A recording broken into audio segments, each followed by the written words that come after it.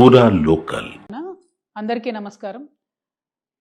ఈ మధ్య కాలంలో అనేకమైనటువంటి బాధాకరమైనటువంటి వార్తలు చూసిన నేపథ్యంలో మీ అందరితో నేను మాట్లాడాలనుకున్నాను. ప్రభుత్వం ముందు కొన్ని డిమాండ్స్ పెట్టాలనుకున్నాను.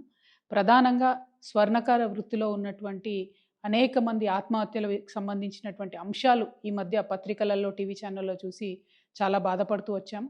వాస్తవానికి విశ్వకర్మలందరూ వారి చేతి వృత్తులన్నీ కూడా తెలంగాణకే కాదు యావత్ భారతదేశానికి ఊపిరిపోసినటువంటి వృత్తి పనులు ఇవన్నీ కూడా. అవన్నీ నెమ్మదిగా కార్పొరేట్ సంస్థలు వచ్చిన తర్వాత మరి మరుగున పడుతూ వచ్చినటువంటి విషయం మనందరం కూడా గమనిస్తున్నాము.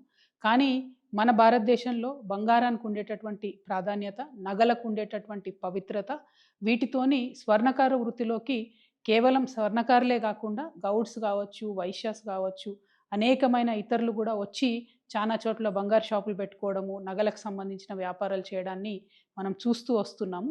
అయితే పెద్ద పెద్ద సంస్థలు, మలబార్ లాంటి సంస్థలు, ఇంకోటి పెద్ద పెద్ద సంస్థలు వచ్చినటువంటి నేపథ్యంలో, రెడీమేడ్ షాపులు వచ్చినటువంటి నేపథ్యంలో స్వర్ణకారులకు వారి జీవనము నడవడమే ఇబ్బందిగా జరుగుతున్నటువంటి పరిస్థితిని కూడా మనం గమనిస్తున్నాం.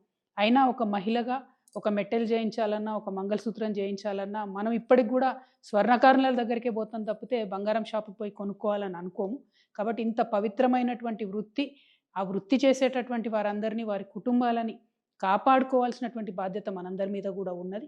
ముందుగా స్వర్ణకారుల మిత్రులందరినీ కూడా నేను కోరుతా ఉన్నాను, ఏ సమస్య కూడా జయించలేనిది కాదు. మనందరం కలిసికట్టుగా ఉండి జయిద్దాం. దానికి సంబంధించి మీరు మనసు బాధపట్టుకోకండి, ఆత్మహత్యలకు మాత్రం మీరు వెళ్ళొద్దండి. సైనైడే ఇవాళ పెరగన్నమయ్యేటటువంటి పరిస్థితి మరి స్వర్ణకారుల విషయంలో జరుగుతున్నది. చాలా బాధాకరంగా ఉన్నది. మీ అందరినీ నేను రిక్వెస్ట్ చేస్తూ ఉన్నాను. నేను ఎంపీగా ఉన్నప్పుడు మా నిజామాబాద్ జిల్లాలో ఈ యాక్ట్ 411 ఏదైతే ఉందో అది పెట్టకుండా దొంగ బంగారం కేసులో ఈ స్వర్ణకార వృత్తులు చేసేటటువంటి వాళ్ళను పోలీసులు ఇబ్బంది పెట్టకుండా నా వంతు ప్రయత్నం నేను ఆనాడు చేయడం జరిగింది.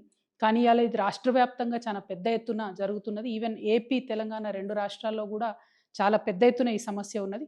ఈ సమస్య పరిష్కారం అయ్యే విధంగా నేను ఇవాళ ఒక ఎమ్మెల్సీగా ఉన్న ఒక బాధ్యతాయుతమైనటువంటి సంస్థ జాగృతి నడుపుతున్నటువంటి వ్యక్తిగా, బీసీ ఉద్యమంలో మరి పోరాటం చేస్తున్నటువంటి ఒక వ్యక్తిగా మీ అందరికీ నేను అండగా ఈ యాక్ట్ 411 సవరించేంత వరకు కూడా పోరాటం చేస్తానని ఈ సందర్భంగా మీ అందరికీ తెలియజేస్తూ ఉన్నాను. మీరు మానసికంగా ధైర్యంగా ఉండండి. ఎట్ ద సేమ్ టైం నేను ప్రభుత్వాన్ని కూడా డిమాండ్ చేస్తూ ఉన్నాను, పోలీసులు తమ పని సులువు చేసుకోవడానికి దొంగ కన్నా ముఖ్యంగా వెళ్ళి స్వర్ణకారులను పట్టుకోవడం జరుగుతూ ఉన్నది. ఇది వారి ఆత్మగౌరవానికి సంబంధించినటువంటి అంశం, వారి కుటుంబ భద్రతకు సంబంధించినటువంటి అంశం. కాబట్టి పోలీసు వాళ్ళు చాలా సున్నితంగా ఈ వ్యవహారాన్ని డీల్ చేయాలని చెప్పి కూడా నేను కోరుతా ఉన్నాను. ఎట్ ద సేమ్ టైం మనం అభివృద్ధి కోసం కూడా చాలా ప్రయత్నం చేయాలి. కాంగ్రెస్ పార్టీ కామారెడ్డి డిక్లరేషన్లో వృత్తి పనిదారులందరికీ కూడా ప్రతి జిల్లా హెడ్ క్వార్టర్లో 5 ఎకరాల స్థలం ఇచ్చి షాపింగ్ మాల్స్ కట్టిస్తామని చెప్పడం జరిగింది. అట్లానే పర్టికులర్లీ స్వర్ణకారులకు సంబంధించి అనేకమైన స్కీమ్స్ ఇస్తామని చెప్పడం జరిగింది. ఆ స్కీమ్స్ అమల్లోకి తీసుకొచ్చినట్టయితే మన స్వర్ణకారుల బిడ్డలు కూడా కార్పొరేట్ సంస్థలకు తీసిపోని విధంగా ధీటుగా మంచి బ్రాండ్స్ని కూడా నిర్మించేటటువంటి సత్తా ఉన్నవాళ్ళు.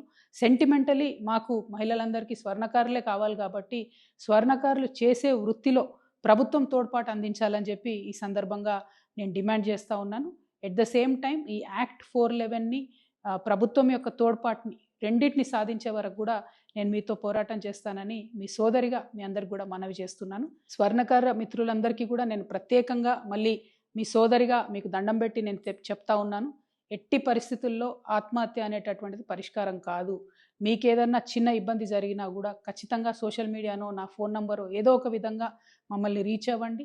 పోలీసుల విషయమైనా ఇంకోటైనా తప్పకుండా మీకు అండగా మేము నిలబడతామని చెప్పి తెలియజేస్తూ ఉన్నాను. చాలామంది నకిలీ పోలీసుల వేషంలో కూడా ఈ మధ్య మిమ్మల్ని మోసం చేసి భయపెట్టే ప్రయత్నం చేస్తూ ఉన్నారు.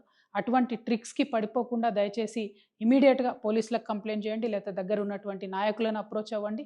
అల్టిమేట్గా ముందు మనం బతుకుంటేనే పోరాటం చేయగలుగుతాం, ముందు మనం బతుకుంటేనే మన బిడ్డలకు మంచి భవిష్యత్తు ఇవ్వగలుగుతాం. కాబట్టి ఆత్మహత్య వైపుగా వెళ్ళవద్దని చెప్పి స్వర్ణకార మిత్రులందరినీ కూడా నేను ప్రార్థన చేస్తాను.